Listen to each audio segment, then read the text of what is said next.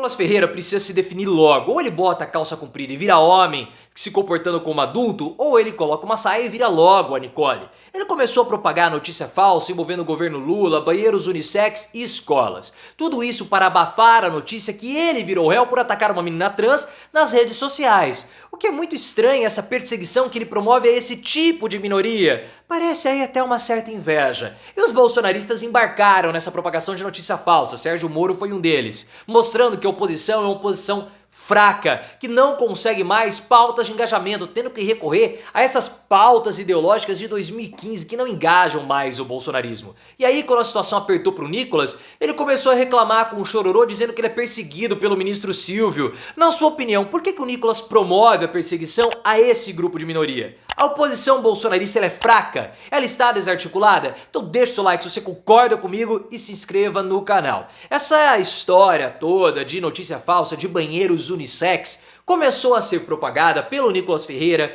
por outros bolsonaristas como o deputado Felipe Barros e também pelo Sérgio Moro, porque o governo Lula, com o Ministério dos Direitos Humanos, das Mulheres, emitiu uma, não vou nem dizer uma portaria, mas uma recomendação para tem que tomar muito cuidado com a utilização das palavras, ainda mais quando nós estamos tratando de um assunto de uma minoria que é muito perseguida.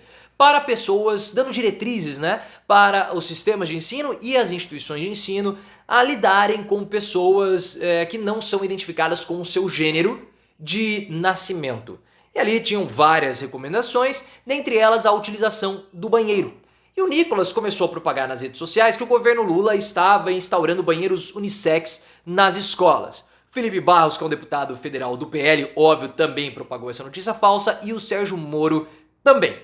Toda vez que sai alguma coisa sobre banheiros unissex, nossa, os bolsonaristas eles ficam em polvorosa, né? Porque eles querem propagar a ideia de que não estão querendo despertar, né, sentidos e sensações mais 18 das crianças. Olha, nós temos que defender as crianças, coisas do tipo.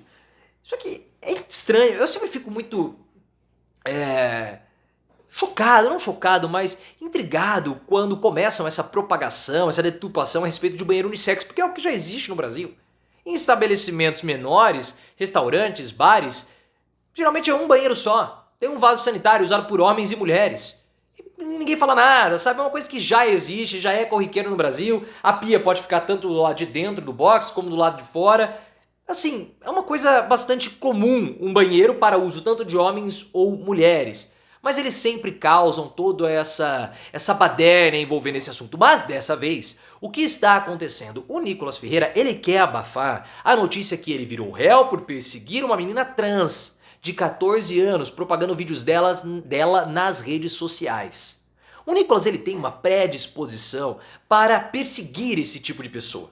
Ele colocou lá a peruca, falando que ele era a deputada Nicole. É muito estranho o fato do Nicolas sempre perseguir pessoas transgênero. Muito estranho. Até porque o próprio Nicolas parece alguém indefinido com relação ao que ele é. Porque quando ele colocou a peruca e falou que ele era a Nicole, ele demonstrava ali uma felicidade genuína. Então eu acho que o Nicolas ele promove tanta perseguição a esse tipo de pessoa porque ele mesmo não consegue lidar com as definições dele próprio e ele sente um pouco de raiva dessas pessoas porque elas conseguiram se definir e ele não consegue se definir. Muito, mas muito interessante isso. Aí a AGU foi acionada para investigar o caso, para averiguar. Acho uma grande bobagem a respeito disso, porque o Nicolas ele deveria ter sido cassado pelo Conselho de Ética da Câmara dos Deputados e não foi. Então o que adianta depois? O Conselho de Ética não faz absolutamente nada, permite que os deputados bolsonaristas promovam esse tipo de discurso. Um discurso, na verdade, pessoal, um discurso velho. Quando eu vi essa polêmica, o governo replicando, debatendo isso, né? Não debatendo, tendo que desmentir, eu falei, nossa, mas esse assunto de pautas identitárias, ideologias, né, de gênero, é uma pauta tão 2015, 2016 do bolsonarismo. É um discurso tão desatualizado, até o próprio Bolsonaro, em uma entrevista ao Pânico, começou a falar sobre isso, né, as esquerdas, essa pauta moral. É um negócio velho. O bolsonarismo não se importa mais com isso. Não se importa. É uma coisa que já está inerente. O bolsonarismo não quer esse discurso anti-esquerda. O bolsonarismo ele quer o discurso antissistema. Se os bolsonaristas forem para esse discurso velho de 2015, de MBL invadindo a universidade, eles vão acabar diminuindo a quantidade de apoio que os bolsonaristas possuem. Porque o que eles querem é o Bolsonaro revolucionário, antissistema. Só que aí tem um problema, porque com a saída do Carlos das redes sociais bolsonaristas, esse discurso perdeu força. O Carlos pode até ter voltado a participar das redes do Bolsonaro, mas sem a mesma intensidade, porque o Valdemar Costa Neto não quer esse tipo de discurso revolucionário. Porque esse discurso raivoso, extremista, traz muito voto, mas não vence a eleição. O Bolsonaro foi derrotado. Então o Valdemar Costa Neto, ele quer que o Bolsonaro adote um discurso mais soft. Só que esse não é o discurso soft, esse discurso da pauta moral, da pauta dos costumes. Não é o discurso que vai pegar a população, expandindo assim a base de apoio de Bolsonaro. Na verdade, o que vai acabar acontecendo é uma redução do bolsonarismo. Esse é o problema. Porque, como eu falei, é um discurso velho. É um discurso que não engaja, é um discurso que não mobiliza mais ninguém. E mostra o quanto a oposição bolsonarista é uma oposição fraca. Porque se eles estão necessitando recorrer a pautas ou a discursos de 10 anos, é porque eles não sabem como se opor ao governo Lula. Eles prometeram uma grande oposição, a maior oposição da história, e estão apresentando a oposição mais fraca que nós já tivemos. Eles tiveram a faca e o queijo na mão para desgastar o governo Lula com a CPI do MST, e não conseguiram fazer isso, porque eles são desarticulados, porque eles são burros, porque eles não têm inteligência, falta essa capacidade. E porque, pessoal, a direita, ela não consegue ter união.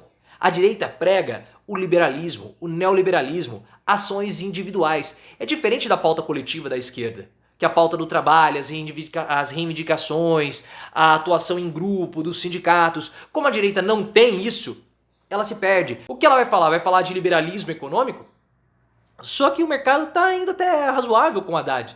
Vão criticar o governo Haddad? Vão criticar o governo Lula, melhor dizendo? Com os bons índices econômicos? Não vão. Então eles nem têm capacidade para isso. Então vão ter que adotar esse tipo de discurso velho, antiquado, que não mobiliza ninguém. Mostrando que os bolsonaristas, pessoal, eles vivem sim e somente dessa baderna. Eles fazem isso para engajar as pessoas nas redes sociais e também para encobrir a atuação verdadeira deles na Câmara dos Deputados, porque eles não têm projetos. Os projetos que eles mandam são projetos inconstitucionais para atacar minorias, que não vão passar pela CCJ. Não há condição disso. Mas eles fazem só para mostrar e fingir movimento para suas bases, porque isso traz uma quantidade relativa de votos, significativa para deputados no legislativo, mas não para candidatos à presidência ou para cargos no executivo. Só que na verdade, na hora que eles vão votar, eles votam contra a população, retirando direitos das pessoas que também votam neles.